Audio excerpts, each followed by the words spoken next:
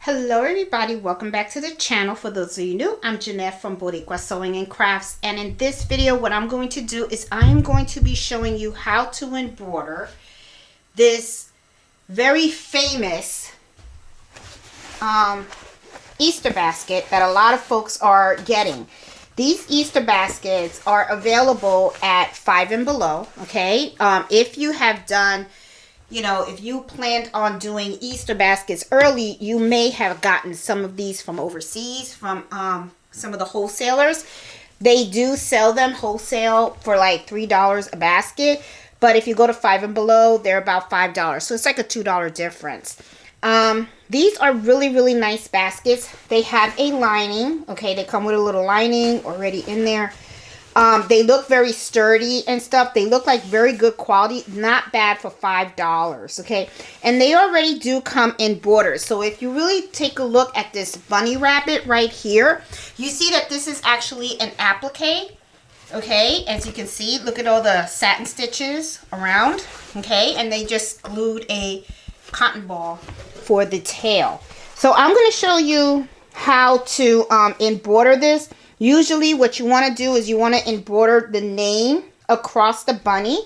One of the things that I recommend that you do is when you select a font to embroider on this, I do not recommend using a thin font. I always recommend you use a very thick font for the simple reason that this right here is kind of fluffy. Okay, I don't know if you can really tell. Okay, they are kind of fluffy, and if you have a thin font, the stitches are going to sink right in. Now, one of the things that I do is I also use water soluble stabilizer, so that way I can put it right underneath and have the stitches on top. Okay, so you'll see me do this in the video. Some folks have asked me, can you do this on a single needle machine? Do these Easter baskets, but unfortunately this is not something you can easily hoop on a single needle. Okay, you can try to turn it inside out, or the thing is, you would have to somehow lay this flat, and you probably, no, I stand corrected. You know how I would do this if I had a single needle, guys? This is how I would do it. See how I'm flattening it? Okay? All you have to do is right there. You can flatten it like this. Okay? Sticky stabilizer. Okay? Use your hoop and stuff. Let me get my hoop so that you guys can get a visual of what I would do. Okay. Here's my 5x7 hoop. Okay, what I would do is put sticky stabilizer on here, and I stand corrected. I'm sorry. You can do this on a single needle machine. I'm going to show you how I would hoop it. So you have the sticky stabilizers. You can see I was able to flatten this just by going like this. Okay, so what I would do is I would flatten this like this. Put this more on the middle. Okay. And then I would print out the template of the child's name, put it on here. Then I would take this, okay, this is the part that goes into the machine, and I would lay it on the sticky stabilizer. I would pin it. To make sure it doesn't shift. And then just squish this down so it's out of the way, like that. And then I would go ahead and I would just embroider the name, okay? That's how you would do this on a single needle machine. Okay, just wanted to show you. All right, so now that I thought about it, I was like, because like I said, it would be no different than if you were to do like a baby onesie or something like that. So can you do this on a single needle machine? Absolutely, yes you can. I was gonna say no. How dare I say no? No, you can do it. All right, gotta stay positive. So you can do this on a single needle machine. You can't do it on a multi-needle machine. The multi-needle machine is a little easier because you have the arm, and you would go ahead and you would feed it into the machine this way. But let me show you how I hoop this for the multi-needle machine. Now, I was trying to use like a mighty hoop stand to try to do this. It just wasn't working for me. All right, so I am going to make sure that I can, let's see. I'm gonna make sure that you guys can see what I do here. Okay, I'm using my 5.5 inch mighty hoop. And then what I do is, this is the bottom. The part that has this, I put this like down here. Okay, I stick it in down here. Now I usually hold it up with one arm. And then what I try to do is try to align the bunny as much as I can on the center of this hoop. Okay, so I hold it like this. Okay. And then I take the other one. And then I just place it over real gently. And then one of the things that I do is I also try to adjust it as much as I possibly can. As you can see, it's not snapped. Okay, it's not snapped shut, so I can kind of move and wiggle this around. So this looks good, and then once it looks like it's centered the way I want it, then I kind of like squeeze it together.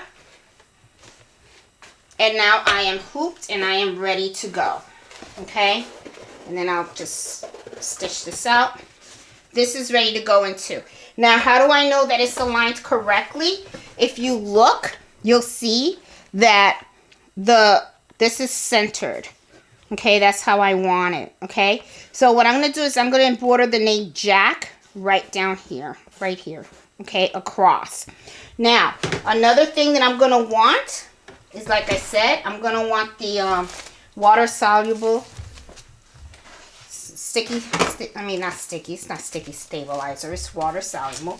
And usually what I do is I just cut like 4 inches. 1, 2, 3, 4. So I just cut across. I just want to strip, that's all. And I'll put this away. And I'm going to put this away too. That was not a good idea. We're not going to do that. You guys can hoop this on a single needle, okay? All right, so now I have this hooped. I have my water-soluble stabilizer, and I'm just going to place it right on here. And now I'm going to take it to the multi-needle machine, and I'm going to show you how I actually hoop it and how I scan it and all that good stuff, okay? Okay, guys, so here we are at the multi-needle machine, and I'm going to go ahead. I'm going to put this on here. And I already just previously did one with the name Bentley on it. I don't know if you guys can see. Yeah, you can. Okay. But, you know, I'm going to take that out, and then I want to add the name Jack on there. Okay. And I want to edit that. I want to make it blue color. And then, as you can see, I have this on my hoop. I'm just going to put this over here, and then I'm also going to scan. I love the camera on this because it actually shows you exactly where things are going to stitch out. So I'm going to hit the camera, and it's going to move. And as you can see, it does tilt a little bit, but it goes back to where it's at. All right, so see how, let me take you over to the computer so that you can see. All right, let me hold you up. Okay, as you can see, for me, the word Jack is a little bit too high. I kind of want it lower. So what I'm going to do is I'm going to click here and see how it's going to bring this down. That's how it's going to bring it down. And that's kind of like where I want it. You actually want it like around the neck area. You don't want the name to, you know, I mean, you can if you want to. But, you know, to me, it looks better when the name is kind of like across the neck area, okay, not like on top of the you know, around the head and stuff. I kind of like it in this position. So now that I have it exactly where I want it, I'm going to go ahead and I'm going to stitch this out. All right, and let's see how it goes. This is a really quick stitch. Let's see, we're talking 6 minutes. But I'll fast forward in the video, you know, so that way you guys aren't watching this for a whole 6 minutes and stuff. So I'll fast forward it.